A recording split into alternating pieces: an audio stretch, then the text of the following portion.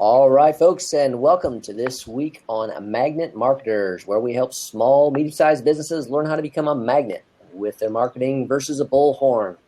We are your hosts. I am Mike Gingerich, president of web agency Digital Hill, co-founder of TabSite, and a nonprofit, I Give Global, where I help those with great potential but limited need around the world. My brilliant and lovely co-host is Jessica Phillips. And Jessica is president of the Relationship Marketing System. Check it out online. And Now Marketing Group, an online marketing agency, helps clients build repeat and referral business with their ideal audience using the web and social media. Today, we have a special guest with us, Brian Carter. Brian, welcome to you. Thanks, guys. How you doing? Doing well. Many of you know or have heard of Brian. He's the #1 best-selling author of The Like Economy, LinkedIn for Business, Facebook Marketing, and the Cowbell Principle. I think Cowbell is your most recent one. Is that correct? That's true. That's right. I'm trying to hold off. You know, I'm almost like an addict. Like, let's write another book. I'm trying to restrain myself. Okay. We can't handle all that awesomeness. We need breaks in between before you do another. Otherwise, it'd be like, this is Brian. He has 78 books. Welcome, Brian. Yep. See, Brian has 18 years of business success with the Carter Group. And I mean, he started that when he was 5 years old. So right. A boutique agency with world-class expertise using digital and social marketing to boost profits for growth-minded businesses. The Carter Group implements innovative ideas to get extraordinary results. And Brian, you're a keynote speaker, developing many marketing programs, including top 50 companies, Fortune 500, and the like. So we're pleased and privileged to have you with us today. Well, I'm glad to be here. Yeah. Although, Brian, I think one of my favorite things about you is your comedy. You know, thanks. Your comedic side. Yeah. I will never forget the presentation that you did at Social Media Marketing World, adding the humor to social media and lots of bacon slides. Yep. So hence our topic today, how bacon can get you 10-cent leads and 2,200% ROI on Facebook ads. It cut me off a little bit. You're on the Blab title, but that's what we're diving into is Facebook ads. You've found kind of a way of mastering this a little bit and even dived in. Is mastering strong word? You kind of I've got processes that help you get there. Yes. You know, because it's different for every company and it's different for every business, every campaign. You know, and people respond differently. Even if you get the same company, you got a new product, people are going to respond differently to it. So you need a repeatable process, right? Right. So that's what I've got. Yeah. No, and it's great. Looking at what you have so far. So I'm hoping you can help all of us that are, diving into Facebook ads and answer some questions for us and the group today on kind of some of the things you've learned along the way and what your process looks like. Cool. Awesome. Excellent. All right. So you guys ready to dive in? Yep. Let's do it. Jessica, fire away with your first question for Brian on Facebook here. Sure. So first, how do you feel like Facebook plays a role when it comes to advertising? I mean, before some people are saying, oh, it's just organic, and you can just, post this good content, pictures of bacon, and you're going to win. Like, why Facebook ads first and foremost? Well, number one, so there was a thing they called Reach Apocalypse, right? 2012-ish. I would say fan marketing without ads on Facebook is dead and has been for at least 3 years. The latest research I saw is that if you're not using Facebook ads, you got a Facebook page and you post, you're going to reach on average 2.6% of your fans, right? 2.6%. You can't rely on it. And really, it's no different. You go over to Instagram, you go to Snapchat, you're not using ads. You're banking on the idea that your post is going to be so amazing and brilliant and interesting that people are going to share it. But in reality, we all know how difficult it is to go viral. It's like being struck by lightning, but the kind of lightning you want to be struck by, which is kind of weird. But it's hard. How often can you be that brilliant? Not very often. It's not reliable, but ads can get you a reliable amount of reach. There are so many other things that are very, very cool about Facebook ads. The Facebook ad platform. When I speak, I say I think it's the most powerful marketing tool the human race has ever had at its fingertips. and I don't think I'm exaggerating. I think Google ads and Facebook ads work hand in hand. They have strengths and weaknesses, and are the two best marketing platforms out there online. Wait, did you just say Facebook and what? Google. Okay. All right. Yep. Yes, and so is it only pay to play? Would you say that strongly, or is there a mix that needs to take place for businesses? Well, let me put it this way: you can post on your page and get some organic reach, right? And if you're posting the kind of things your audience likes, you're going to get some free reach. And if you post the kind of things people share, you'll get some free reach from that as well. So you're definitely going to earn some free reach. That's great. And you should be getting some of that if you're doing the right things. That's a good indicator, right? You can look at your engagement rate, what percentage of people who saw the post interact with it, and all that. And if you're doing that well, then the good news is Facebook ads are more affordable for you, because the ads people interact with the most are the least expensive. Like basically Facebook makes your ads cheaper if people like the ads. So that helps you get on the right track. The problem with not going with ads is that you're not targeting. Like, how are you sure that you're reaching your actual buyers, right? So, and a lot of people, they're like, oh, I get it, engagement, cool. I'm going to put engaging stuff out there, and they get engagement, but maybe the stuff they're getting engagement around has nothing to do with what they sell. So they kind of got the engagement thing, but they didn't figure out. To me, the holy grail is figure out how to engage people around what you sell. Figure out how to get people to like something that also makes them want to buy what you have and buy it from you, right? So if you can get all those things to happen in your post and your ad at one time, get all those to line up, then you're going to be able to sell on social media. And that's what business owners and marketers have been screaming for a long time. Like, show me the ROI of social media. And now this is kind of aligned where you can do that. You can have the best of both worlds. You can use it for relationship building and the in-between stuff, but you can also have now a formula to show here is the direct alignment between your social media marketing and money. Right. We're all going for. Right. And you can't make everybody happy, because I could talk all day long about ROI, and there are brands out there who can't track ROI, that's not their goal. Right. Mm-hmm. So, and I could go talk about those case studies, and then someone would be like, where's the ROI? And I'm like, well, sorry. Okay. Here's everything. We can reach all these different goals. Whatever your business goal is, we can reach whoever you're targeting. The targeting is phenomenal. We can get you there. So yeah, we've got a ton. Just for clarification, because some of our audience is small, mid-sized companies today that we get here. So explain the different types of Facebook advertising first and foremost as we dive in. Okay. Well, so most people know about boosting, because basically I think what happened was Facebook created Facebook Ad Manager. People weren't using it. So they're like, well, how do we get people to use it? Let's put this boost button on posts. And so then people saw, oh, I can boost the post. Cool. But some people, that's all they know that exists. And the problem is, Boost has gotten better over the years. You didn't used to even be able to do interest targeting. You used to only be able to reach your fans with it. But it's gotten better, but there are some problems with it. Like, number one, if you look at how many people you reach for $5 compared to how many you reach for $100, you reach a lot less people the more you spend. So it's not as efficient as running ads in Ad Manager or Power Editor.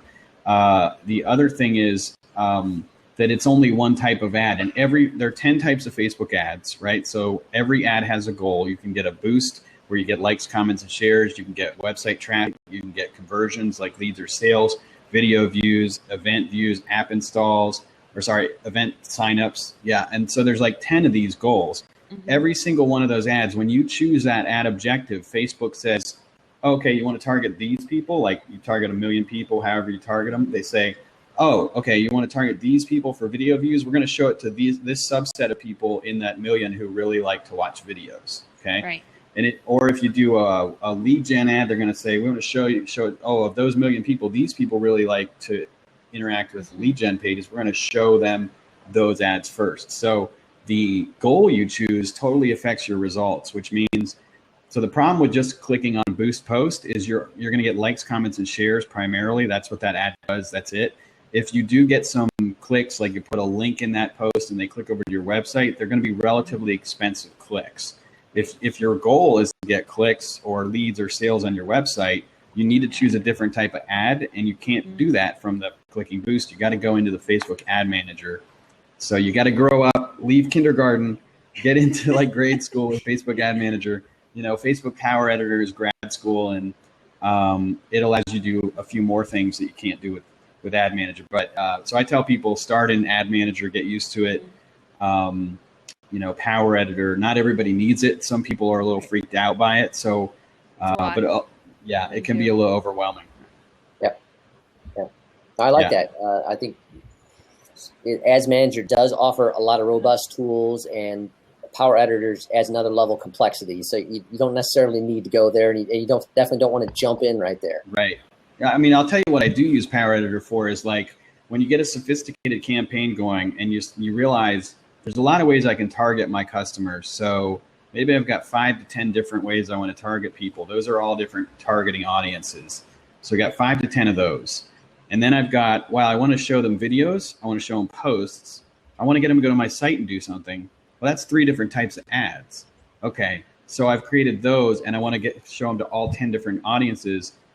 What do I want to create new ads? I got to do a lot of duplication, a lot of cloning of ads. Power Editor does that really quickly. Once you've got all that set up and you're trying to create new ads, it can be faster to create the new ones with Power Editor. Okay. Right. Yeah. Excellent. But I like that you don't have to go there. You don't have to go there. I mean, as you stated, where I think that's the intimidating portion for a lot of companies. They think they have to jump straight to Power Editor, where you don't necessarily have to. But you want more options and more tracking and simplicity once you learn it. Yeah. To create duplicate ads. Let me give you a little disclaimer, because there's a lot of voices out there about Facebook right now, and I want to just give people a warning. When someone makes a recommendation about what you should do in Facebook, just ask yourself, are they getting paid for you to do that, right? So if someone's selling you a course about Facebook lead ads or a course on Facebook Power Editor, it's in their interest to tell you you need it, okay? Or if someone's selling you software that's required to do Facebook lead ads, which is only one way to get leads with Facebook, and it's not, in our experience, the best way. We find that website conversion ads actually do better than the new lead ads. Just don't, because we've tested these things, and I'm like, why are these people promoting these things like they're the best thing since sliced bread? They're getting paid. People are paying them for the tools. People are paying them for the courses. Okay. A little incentive. That makes sense. that makes sense. So that's why I love, I get to be a little more objective in what I do. Conflict of interests can be bad for informing people. Yeah. So with the lead ads, just a quick question on that. I know that there's an ad that you mentioned, like boosting posts, and this is still kind of the beginner's model of getting into ads itself. But there's also the location-based targeting, and basically all they're doing is just promoting the local business. That's more. I've seen some clients are like, let's just dive into that, but that's still, again, just promoting them as a local business, not necessarily driving them traffic back to the website or completing a conversion, if you will. Yeah, right? I haven't run those type of ads, to be honest. I don't know anything about them. Are they like a page promotion ad, or? It's just you as a local business, and you can choose to have them call you, learn more, or click like on your Facebook page. But it allows you to target, like hyper target into a smaller segment. So it's really just for like the smaller businesses, or a business that's maybe has another location. They're trying to get into that industry, but you can already do location targeting with the regular Facebook ads, right? So what advantage? Exactly. I'm not sure what advantage does it give you. I think the point is that there isn't one necessarily. That the advantage would be that if you're going to do something like that and you're going to spend the money to do it, is to do it in a way that you can really hyper target in your audience segmentation. Right. Develop it similar to why they did the boost thing. People much work for people to try to get the location stuff on themselves, so they just created this one so it was quick. Right. But it has some limitations to it then. I mean, Yes. in a lot of cases with Facebook ads, something is better than nothing. I mean, just because the Facebook ads are the awareness is so affordable, that not doing them is a bad choice, right? So if you have to do the easy one first, do it. But I would recommend you or whoever does your marketing at some point learns the more sophisticated options, because you'll get even better results out of it. Yep. Yeah. Let's drill into the ads manager a little bit more. I mean, I like clicks to website. I mean, I like to try to get traffic to the website. So that's kind of one of the choices. But then I got lots of options even within that on how I want to drive that traffic in terms of ad types, the single image, the multiple, is that carousel, Right. and then the one I've recently seen really like is the one where I can go click to do a video, but then it allows me to add still images and it creates a video for me. Oh, right. Okay. Yeah, and let me, before we get into that, to kind of the bridge to that is like website click ads versus website conversion ads, right? Because I hear a lot of people, and I think Nicholas has a question here that's similar. Like he says, I got my clicks to 14 cents, but nobody purchased. That the weakness of the website traffic ad is that you might get a lot of people to click, but they might not do anything. So again, that's, here's who you want to target. Let's put some people who click on a lot of links. We'll show them. That's not necessarily the people who convert. And if you choose a website conversion ad, you're going to get the people who are more likely to convert. And so I always recommend, if you can, even if it's just a newsletter sign up on your website, try to establish a goal you want them to have, that you want to happen on your website, and use website conversion ads instead of the website traffic ads. Because you just can, it's kind of almost like suspicious, like how many thousands of people you can get to click to your site and do nothing. It's a suspiciously large number of people, let me just say. Can you talk though on how you can target then? Because there's many ways versus just selecting all these people that like to click on ads. Yeah. What other things can you drill down into? And this is what makes it so powerful. Yeah. I mean, so man, actually Andrea Vall just put on this amazing post, like list of all the different targeting options. I'm astounded anybody made this post, because I thought about doing that post before, and there's just, I mean, it's tons. So many. I could list out the 25 different criteria you can target by, and within those 25 criteria, there are thousands of options. And it's B2C or B2B, because if it's B2B, you can target like job title, employer, seniority, company size, all this cool stuff. There's actually B2B targets. If it's B2C, could be interest, could be. Now, one thing I like to tell people to do, and this is a little bit, I think this is cutting edge. I don't know how many people are doing this, but if you have buyer emails, then you can upload your emails to the Audience Insights tool and analyze your buyers compared to other audiences. What's the difference in your buyers compared to other people, right? So you want to know both from a targeting standpoint and from a content standpoint, what do your buyers respond to? Who are they? Because you could get distracted trying to make your fans happy. But if those fans aren't buyers, who cares what they like, right? You could spend a lot of time and a lot of money trying to get likes and engagement from people. And that's the truth, is that the people who engage are not necessarily the people who buy. You know, I think this is something not everybody in social media realizes, but by looking at the data from Facebook ads, you start to realize, okay, buyers and engagers, there's a Venn diagram overlap. They're not necessarily the same people. Very interesting. So target your buyer emails or upload and create a lookalike audience from Facebook. They analyze who are those people and create a lookalike audience of people who are similar to your buyers. You could target people who like your competitors. Let's say you don't have a big following, you're not a big business yet. You target people who buy from your competitors. Those are other ways to do it. And as you test, if you're focused on conversions, you're going to see which people buy and which people don't. And so to take it back to 30,000 feet, whether you're doing lead gen or e-commerce, I recommend you test the targeting before you test a lot of creative, because you want to know that you're actually getting your ads in front of people who are going to convert, right? And remarketing. Yeah. Like you had mentioned, like linking your Google, ads with the Facebook ads, or just setting up a remarketing. I have purchased so many things. I mean, I don't even search for products anymore. They find me like on social media when I'm in my Facebook feed. I'm like, yep, I was just looking for that kind of software. It's right here. And Right. that's how I bought it.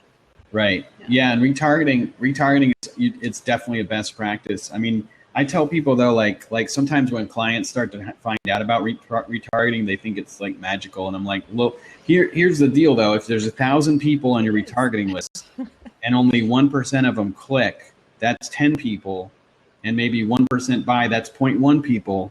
So you'll stay in front of them, but it's not going to be a huge volume of conversions. So it's a best practice to stay in front of them, and it's a long-term play. But retargeting will never ever replace trying to reach new people who are highly qualified. Yeah. Right. Okay, we got a ton of questions coming in, so I'm going to just put a couple up here so we can get through some of these. Here. Good. Now, while we're doing that, though, you talked about kind of a process, and then you just made reference to testing the targeting first before creative. So is that kind of part of the process? Yeah, I mean, first you gotta, like, there's some basic stuff that comes with all marketing and sales and copywriting, is like understanding the audience as well as you can, and the offering and all that, so that you have the words that you need to sell with, right? And so when we work with clients, we have this big questionnaire, and we get it all filled out so that we have all the stuff we need to write the copy that we need to test out to figure out what people will respond to. But we want to understand who the best customer is too. And I really think Facebook makes you understand who your customer is better than we've ever had to before. I mean, with Google, all you had to know is what they were searching for. That's not that hard. With TV, they're like, well, what's the demographic? Like, do you think they watch Happy Days? Do you think they watch ESPN? I mean, you didn't have to know very much. But now we're having to ask questions like, do you think they own a $200,000 house or a $300,000 house? That kind of thing. So do you think they like the Friends or Seinfeld more? Like which, so combine all that stuff. So the audience analysis is important. Like I mentioned earlier, if you can do any audience research to analyze them, that's good. So figure out 5 to 10 targets that you want to test, and then go back to your copy, all that stuff you gathered, and try to create a representative ad that's not, it's not over the top, it's not crazy, it represents exactly what you sell really accurately. Okay. And I would call it kind of a boring ad, but it has to be accurate and comprehensive. And you're going to put that out there like as bait to all these different target audiences and see which one responds, because that's going to give you a sense of which audience really wants what I offer.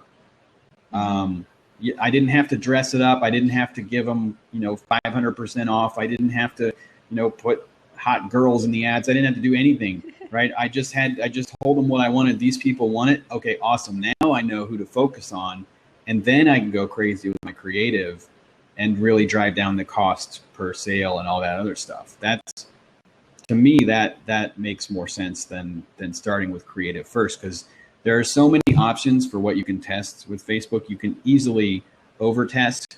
If you over-test, it costs a ton of money on I mean, basically, so let me put it this way. Let's say you're selling something and you think it's going to cost $10 per sale, right? Every ad you test, you have to run it until it's spent $10 to see if it gets you a sale, right? So every ad test costs $10. Right.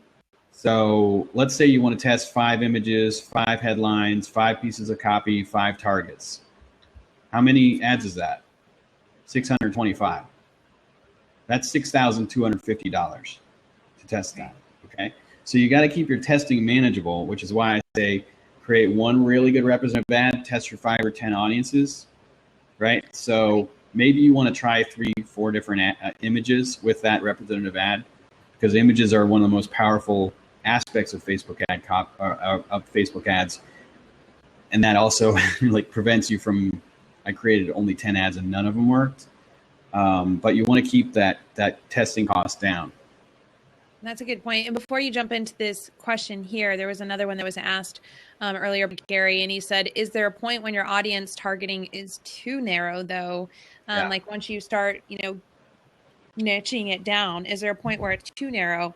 And if so, how narrow do you think is too narrow? Well, okay, so there's, like in general, I mean, the simple answer to that is we like audiences that are 500,000 to a million or more people. Okay. The complicated answer is if you run a right-hand column ad, the typical click-through rate is 0.1% or more. That means 1 out of 1,000 people. So if you've only got 10,000 people in your target group, you're going to get 10 clicks.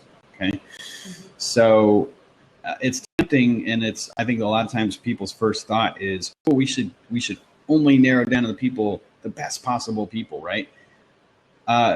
First, the Facebook ad system doesn't work as well when you do that. And you need to reach a large volume of people. And you can also kind of let people select for themselves, Right.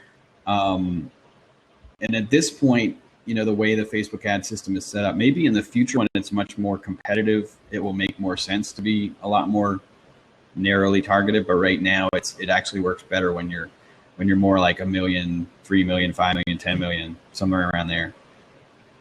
Wow. Okay. Yeah. Okay. So this question, any input on advertising for a local event to get people to attend the event? So if you're pushing out, conference, things like that. Yeah, I mean, we use, and again, I'm going to mention Andrea Val. That's funny, twice in one thing. So I copied a thing from her a few years ago because I started an improv comedy troupe here in Charleston, and she had a Facebook ad thing it was like a contest basically. Mm-hmm. If you give away a couple tickets and you say, in order to win the tickets, you need to click like and tag the person you want to take with you. Okay. Mm-hmm. So you're getting a couple types of interaction on there. Every time someone clicks like, more people are going to see that post. And when you tag someone, they're going to see it. Their friends may see it as well.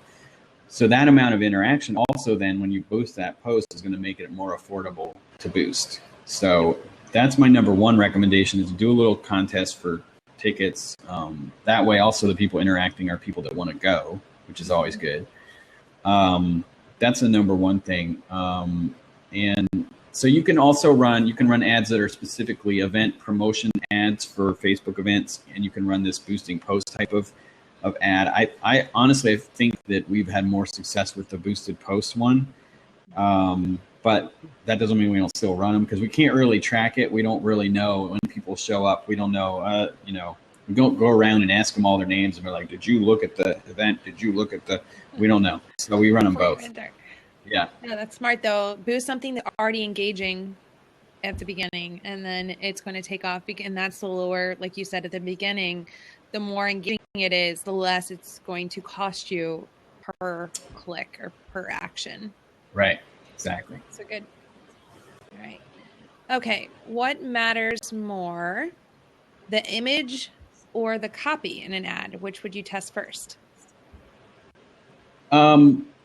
Well, you're always, so when you create your first ad, you're testing both really. And you can't have crappy either. You can't have a crappy one of either. Yep. But generally speaking, the image is going to have more of an effect. Generally speaking, I mean, we've done a lot of campaigns where we kind of had that what we wanted the copy to be, and we really got a lot of success by changing the image around. So, I mean, again, your copy can't be wrong and it can't be inaccurate, and if you have any trouble, like no matter what image you run, it's not where it could be the copy, but the image is more powerful. Yeah, I've noticed just adding images with people in it, or just things that you would naturally see on Facebook would make it stand out a little more, has worked for me versus it looking like a traditional, ad that you're going to see somewhere else. I mean, you got to think about the platform that you're on, right? Right. Yeah, I say use faces because it's Facebook. Yeah. Facebook. Yeah, people like faces, and I mean, when you look at those studies of people, like people's eyes looking at ads, people's eyes look at people's faces, because that's how we do that in life. We are always looking at people's faces to try and understand what are they feeling? What are they thinking? You know, is there a problem? Are things good? Etc. So we're always trying to read faces. They grab attention. Use think faces because of Facebook. Yep. There you go. Yep. Well, now, and as well, I mean, there's that text rule limit, that squash people. Mm-hmm. Yeah, the 20% text rule, which I wish they had not named that because it confuses people. Because if you're thinking that's in terms of pixels, that's not what they meant. Mm-hmm. It's, put the 5x5 grid, so you've got 25 boxes over your picture, and if the text is in more than 5 boxes, that's 20% of the boxes. Okay, right? That's the 20% text rule. But the easy way, and this is one of the reasons why, sorry if you use a Mac or you don't like Microsoft, but I like PowerPoint because I can create a 5x5 grid really easily and just use the bottom or top row to put my caption in, and I'm done. It takes me like 10 seconds. Very efficient. And for memes, if you're going to use memes, you can't, unfortunately, a lot of memes have a top line and a bottom line. You're going to have to put it all on probably, I like to use the bottom line. And still use that impact font, with the huge border. I don't know why that is like the thing, but that's what works. Okay. Good. Now let's go back to that question again of single image, the carousel image, or the image that turn into a video. It's weird. Like, it's one of those like shiny object things. Like, Facebook will come out with these new features, and everybody's like, cool, we got to try this. And we're always like, more often than not, we try it, and it doesn't work as good as the old thing. And carousel was the same thing. The other thing that's not fun about carousel is that if it optimizes which one gets shown first and you don't know which one that is, it's a little hard to control it. It's like driving an automatic instead of a stick shift. But generally speaking, we've found in our tests that the carousel doesn't work as well as using just a single image. And from a scientific standpoint, I'd rather know exactly what that image is and exactly what the effect is on my audience, so I have clear stats and I can control it, You said carousel. What was the other one? The newer one is the canvas, and that's got a lot more variables in it. I don't think I created one. I think that the effects they have in it are a little wanky so far. I mean, like, one of them was just like you can tilt your phone sideways and it moves a little bit. I mean, that's not that impressive. And I put it out there, and people were like, really? I was like, okay, it's not that good. Video was the last one. Video, just because video's getting good reach naturally, and then there's different types of video ads. Yeah, no, video is great. I mean, the thing that's, I mean, the first thing that comes to mind though is it's similar to post promotion. Like, if your goal is to get somebody to go to your website or to convert, sometimes video gets in the way because you're going to show the video and Facebook's going to show it to people who want to watch video. They're going to watch the video, but not everybody's going to click. Unless you've designed your video to make people want to click, right? And you've got a really strong call to action and all that stuff. It's not like throwing up any video and not doing it very well. You're going to have very expensive clicks. That's the problem. But it's very good at getting people to see videos, and the targeting is way better than YouTube. I mean, we've run a lot of AdWords for a video over the years, and Facebook video ads are way better targeting. It's pretty cool. The other thing I would say is don't get too excited about the fact that it's only like 2 cents per video view, because a video view means three seconds. Okay, that's 3 seconds as a video view. So you need to make sure in your ad manager you're looking at all the columns, the metrics, so you can see how many people looked at it for 30 seconds, or what's the average duration of the video viewed. And when we get into video, there's a lot of bad video out there, right? A lot of people are like, hey, I created a video. That's a huge accomplishment. That's almost like saying, hey, I posted on Facebook. Well, that's not good enough. You got to have a good post. You got to have a good video. Right. I'm reading a book right now that's called Creating Videos That Don't Suck, which is pretty good. I would highly recommend this book. But I think what people haven't thought about is the fact that if you've never looked at video metrics, you don't realize that like 50% of people stop watching in the first 5 seconds, so you have to grab attention. You know, you have to have something at the beginning of your video that's designed to grab attention and hold it, right? You have to have a reason for them to watch the whole video, right? Unless you're BuzzFeed and it's like, you know, Jewish people eat pizza for the first time or whatever, like BuzzFeed video it is, you know, like women like do things only guys normally do. Like if you don't have that type of video, people are going to watch all the way through. Yep. You have to design your video for retention and calls to action. And a lot of people don't do that. They're currently at the level of like, we have a video. That's their level of achievement. We made a video. They haven't gotten to the point where they've made good video that keeps people watching and gets them to take action. Have you seen Derek Helpburn, I think is his last name. I was looking up his last name, Social Triggers. Yeah, I'm aware of him. I haven't read that much of it. Yeah, I know he talks about videos and just kind of the key, well, he talks about all things social triggers, but he talks about different words that you can use in your videos and then just different tricks to, or tactics, I should say, on putting that in your video and in your copy in order to make people click and stay. And I highly recommend his stuff. I'm going to post his name in the link here. Teasers are good. The book is called, I think it's called, let me pull it up. But teasers in general are good. Like, hey, if you stay to the end of this video, I'm going to tell you about a way to get a free blank, you know, or, you know, in this video, I'm going to show you exactly how to, you know, cut watermelon without cutting yourself or whatever. It's got to be better than that. You know what I'm saying? But you got to give a benefit. Or, you know, and if you tease them, it's better. I'm trying to pull up this book. Yeah, asking an engaging question and waiting till the end to answer it. That's Teasers, good. Cliffhangers, Pulp Fiction. And what was the name of the video or the book? I'm sorry about the videos. I'm looking it up. How to shoot video that doesn't suck. Like one of the biggest, like my biggest takeaways so far, I'm only about like halfway through this book, is, okay, have you ever seen... You ever, like, you're outside of a building and you see somebody must be watching TV because you see the level of light in the room keep changing? Yeah. How often does the level of light in the room keep changing when someone's watching TV? Do you know what I'm talking about? How it keeps it getting brighter, darker, brighter, darker. Right. Like in video, if you go watch TV and you'll realize there's like no shot is ever on for more than about 10 seconds. Right. Okay. A lot of times less than 5 seconds. Okay. But when we first start filming video, like this video right here, we're all just going to be continuously on video with no changes in shot for an hour, right? There's no, technically this is bad video. Technically this right here, but I mean, hopefully it's engaging enough information and it's a good interview, right? But if you want to make it like an MTV video or a movie, like the shot would have to change. Like I would have to have 5 camera angles, you know, like, Yep. So yeah, you got to think about things like that.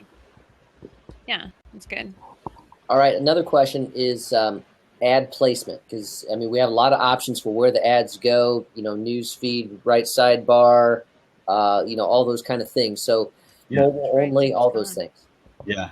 Well, initially I run all of them. And the only one I might not run is Audience Network, although sometimes it works the best. Rarely it works the best, but generally speaking, run it for every placement initially and then see what works and what doesn't. You can run the reports, right? So often we'll see it varies. Like sometimes I was working on a campaign not long ago where it was a lead gen campaign, and for 35 to 44-year-old women, they responded well on Android phones.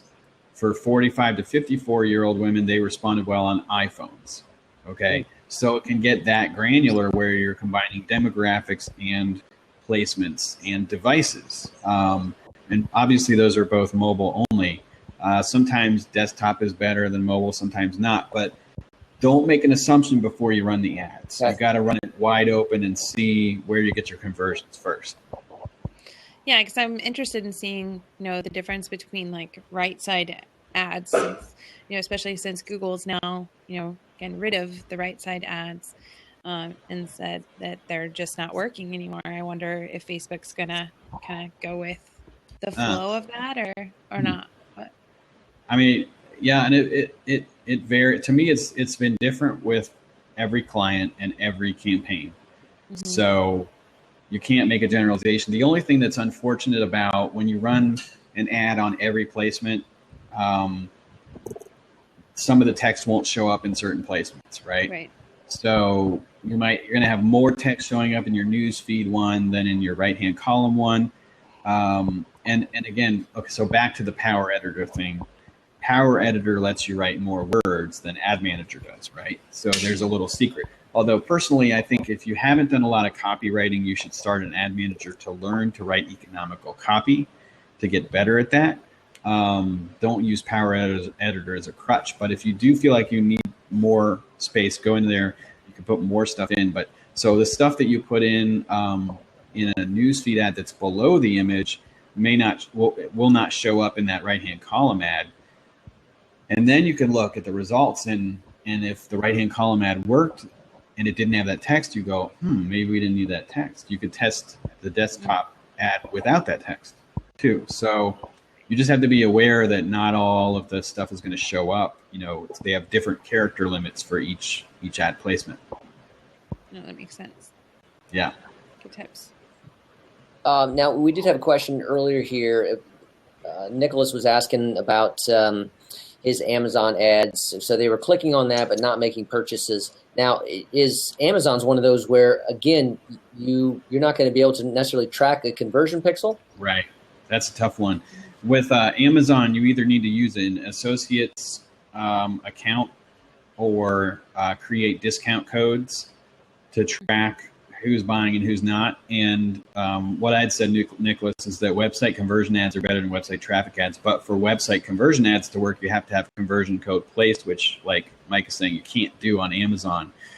But so you can run the website traffic ads, try to track them granularly, see like maybe you create a different discount code for each of your ad targeting groups to see which one converts. The other thing you could do is you could try to get them onto a lead gen list before you sell to them, right? So you send them to a page where you say, enter your email to get a coupon for discount. Then you've got their email, and you can, like, as soon as they enter their email, they go straight to Amazon. Then you do have a conversion you can track, right? And then you also have an email list that you can email to, and you can use that email list to analyze people in Facebook Audience Insights and all that stuff. So the lead gen approach is another way that people who sell on Amazon go. Okay, good. Great. So before we answer the next question here, tell me about some of your successes, like the one with the bacon. Like, what's the best that you've done with some of these? Well, bacon was actually about Carl's Jr. and Hardy. It's one of our first campaigns ever. So again, like the higher click-through rate you get, the lower the cost per click. And in that case, it was a fan growth campaign before fan marketing was totally broken. But just including bacon because they sell bacon, Carl's Jr. and Hardy Zoo, and they weren't including that in their ads. Just saying, click like if you love bacon, cut the cost per fan from $1 a piece to 33 cents a piece, right? So you know, we found people's passion. It was bacon. We got some 10-cent leads for the Def Leppard cruise with a contest. We've had a bunch of lead gen campaigns where they're less than $1 for a lot of different verticals. Another one was an iPhone giveaway. They're not all contests, though. The 2,200% ROI was a pizza delivery chain that's based in Edinburgh, Scotland. It's a funny client. And so, yeah, basically every dollar they spend on Facebook, they're making $22 in revenue. And I mean, the lesson with that one was we created 160 ads to find all the ads that did that. And 76 of those 160 ads did not convert at all. So if you don't create enough ads, you're not going to find the good ones. One of the biggest mistakes people make is they'll create like 4 or 5 ads and it won't do that well. And they'll say, Facebook ads don't work. And I say, no, you didn't work. You need to do the work. User error. You need to do the work. So, in that case, if you hadn't created 80 ads, you wouldn't have found the good ones. And we had one ad that was an 11,800% ROI ad. You know, another one was 4,000% and so on. it's like a stock portfolio. It's like you want to get into a mutual fund that performs well, and with Facebook ads, you want to create a whole bunch of ads to find a whole bunch of good performers, because some of them they're all going to perform differently. Maybe the 11,800% ad is going to give you two or three sales ever. So you need more ads, and in order to do that, you have to test a lot of ads. There's a ton if you go to briancartergroup.com and click on clients, I got a whole bunch of other ones that are probably going to slip my mind, other case studies. Yeah, and I was going to put in a couple of the links here, because I know you had a lot of those are great examples on there, but then also you have a training course that you've launched or just recently launched on how to run Facebook ads and make them successful. Yeah, and amazing.com. In fact, they have an interesting new model. They're kind of like Udemy, but I would say much higher quality, if I could say that. So they have a membership thing where you can say, I hope you guys are you guys in Udemy? You guys aren't teaching Udemy. I didn't mean to insult anybody. Yeah, that's where we run everything. No, I'm just kidding. We don't. I'm just kidding. So it's like $49 a month, and you get access to, I think it's always growing. Now there's like 20 courses there. Mine is called Social Marketing Profit System, about how to, thanks Jeremy, Jeremy's in it. It's how to do Facebook marketing and posting and advertising. It's got a whole strategy section too, because people make a lot of mistakes, a lot of strategy mistakes. And I'm working on a new course too that's all about repeat customers and list building. That's going to be in that membership eventually too. Yeah. That's really Thanks cool. for letting me plug that. No, that's good. I was checking it out. So this is, you've been around had this up for 6 months or so? How long? Yeah. Oh, send them to my site first. I make more money that way. Okay. Don't go to amazing.com first. Go to my site. Go to briancartergroup.com. Let's just honest disclosure. Go to the website. Go to my site and make more money that way. All right. A couple more questions before we wrap it up here. What are your platform recommendations for ad revenue? Not totally sure what that means. So platform recommendations, it sounds like Facebook, like he had mentioned, is definitely performing really well.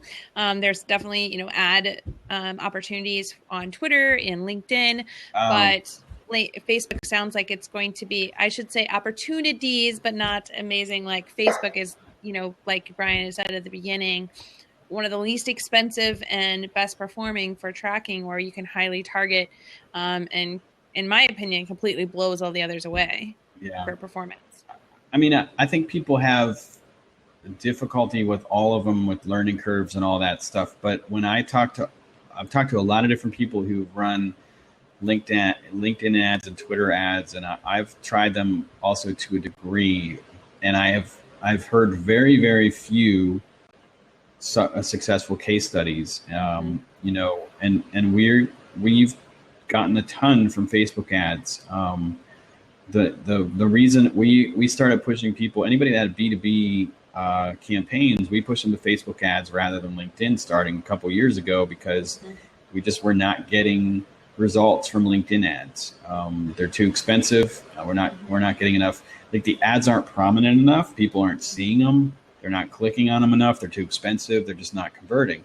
So they just don't work well enough. I've heard a few Twitter ad case studies, but it seems like it's been harder for people. There are less options in the dashboard for you to try and figure out what's going to work. At Social Media Marketing World, we got a panel, and there's the guy from Live Nation and House of Blues has a great case study with Twitter ads. But honestly, that's the only one I can think of. I've tried it. It has not worked for me as well. I mean, you can do some things well, but you spend a lot of money in the process trying to figure it out. And I would say 80% of them have not been as successful as I'd hoped, whereas Facebook, a lot more success, faster and less expensive. Yep. So it's a killer ad platform. Yeah. There's another question that came in. How do you exclude people from future ad ads? You know, if you've already targeted them and they've maybe purchased from you, how do you exclude them ongoing?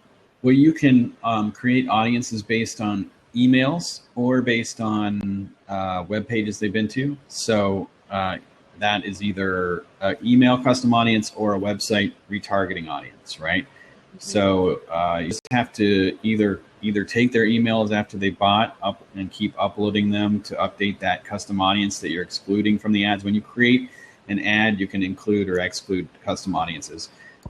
And same deal with retargeting.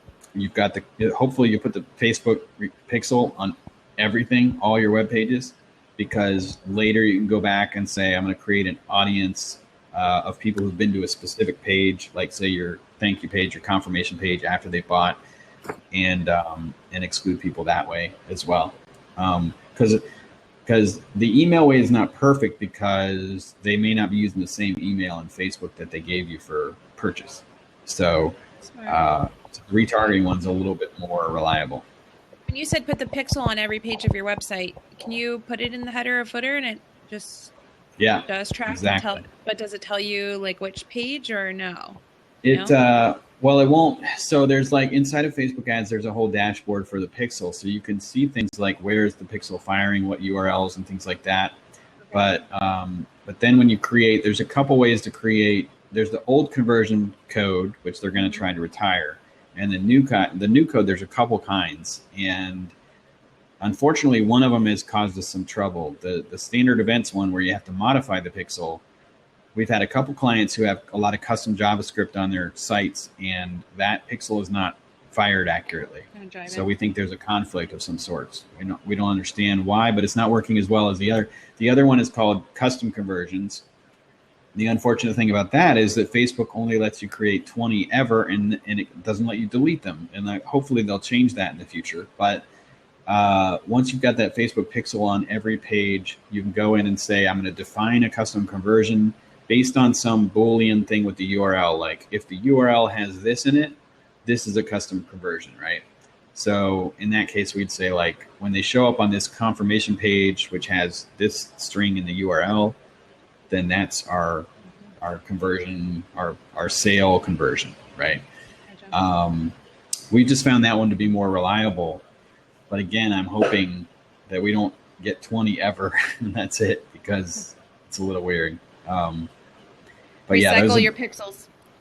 Well, yeah, that's the problem is think ahead, don't create 20 right now.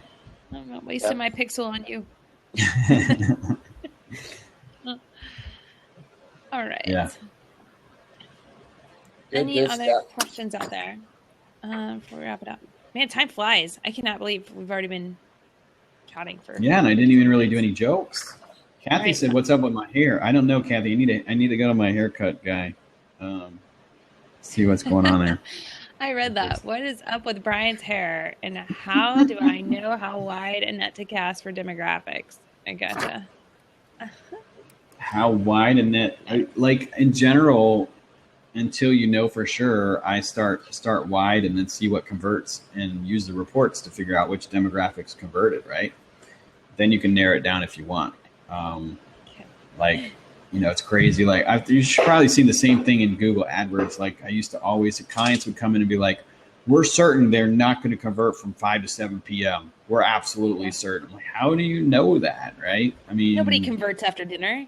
Yeah, none of our clients buy after dinner. We just know. We just know that. Okay, all right. So I mean, yeah, it's better to leave it open until you have the data. Let's see. Yeah, how narrow is too narrow? We talked about that a little earlier. I try to keep it. I mean, if you need to, you go down to 100,000. I mean, we've got some clients where they've got an email list of people. We target 72,000. It can go small if it need be. But when you're going out to new people, I like it to be at least 500,000. Okay, one last question here, and then we'll wrap it up. I've launched a bobblehead site and would love feedback on what is the best Facebook ad campaign-wise. Awareness ad, fan campaigns, or traffic to site. The best kind is the one with my head on it. Brian, like this? There you go. All right. So, so it's all about your goal, right? If your goal is sales, then it's none of the above. It's conversion, right? The conversion campaign would be the best goal, the best ad type. So, because you can raise awareness, but that doesn't necessarily mean anyone's going to buy it, right? Don't grow fans. Don't pay for fans because, like we said earlier, on average, you'll reach 2.6% of them organically, and so you're going to have to pay to reach them again. Yeah. So why pay twice? The only time I ever say, hey, okay, so you have 100 fans and it looks bad, maybe you need to pay for fans so that people don't go like, why does this company only have 100 fans? It's like reverse social proof. Like if McDonald's only had 1,000 fans, I'm pretty sure they would buy some fans. Because it's, they care about how it looks. But I would always try to go for conversions. And there's nothing wrong with having multiple campaigns where you're going for awareness and engagement and conversions, all at the same time. But ultimately, you probably want a profit. You probably don't want to pay Facebook a bunch of money and never get anything out of that. So think conversions. Good question. Well, Brian, we haven't even heard one of your jokes. So maybe we can leave on a joke. And as you're telling this joke, talk about improv. I will direct people again to go to your site. I mean, this is just scratching the surface of Facebook ads. Brian's put together a great site with lots of people who have had success stories with Facebook ads and what they've learned from Brian. So if you go to briancartergroup.com, I posted a link here in the chat feed. Check it out. Hear some more of his success stories and what he's accomplished with Facebook ads, and learn on his training course how you too can be a master at Facebook ads like the Brian Carter. Yay. Awesome. Whoop, whoop. All right. So joke. All right. So I had a dog named Brad Pitt. He was so good looking, we had to name him Brad Pitt. But that made things weird in my house because now Brad Pitt's always hanging out with my wife. Brad Pitt's kissing my wife. Brad Pitt's sleeping with my wife. So I had Brad Pitt neutered. Yeah, which is, but he was a good dog, right? He won my heart. Just like if you're a great company, you can win people's hearts, right? Yes. I don't think it's cool to teach dogs to shake hands because they have no idea what they're agreeing to, right? Like my dog's car payment is ridiculous. Right. Okay? Sometimes dogs and people make stupid or emotional decisions, right? So learn how to market to people's emotions to trigger them to take actions, right? Because long term, you can't outsmart emotion, right? Like let's say for the guys, you're arguing with your wife or your girlfriend. You're right. You have all the logic in the world on your side, but she's crying. Who wins? You can't outsmart emotion, right? So you need to market with emotion. If you're not, and your competitor is, you're bringing a knife to a gunfight. Right? Oh. Right. So, yeah, learn to market with emotion. You can learn that from Facebook engagement, Facebook posts, and put that stuff into your Facebook ads for conversion and boost your ROI. That's it. Boom, boom, boom. Love it. That was great. Awesome. All Thanks right. for having me, guys. Thank you. And thank you all for joining us today. If you caught the middle or started in the middle, there will be a replay. You can watch it from start to finish. Again, visit briancartergroup.com to learn more on how you too can achieve Facebook ad success. And just so you know, next week we will be back here on Blab every Tuesday at 4 p.m. for Magnet Marketers. And next week, Mike, you want to talk about our guest for next week? Yes, Liz Ajan is joining me to talk about social media management tools. And Liz is coming in from the Digital Matchbox Pro in London, England, and is going to be able to talk about how you can manage your social media, different platforms, what are some of the pros of each one. So it's going to look forward to a great discussion that way. That's right. And we are looking forward to hearing what she has to say. And I thank you all for joining us again this week on Magnet Marketers, where you can become a magnet with your marketing versus being a bullhorn. Thanks again, Brian. Thank you. Thank you, guys. All right. Bye.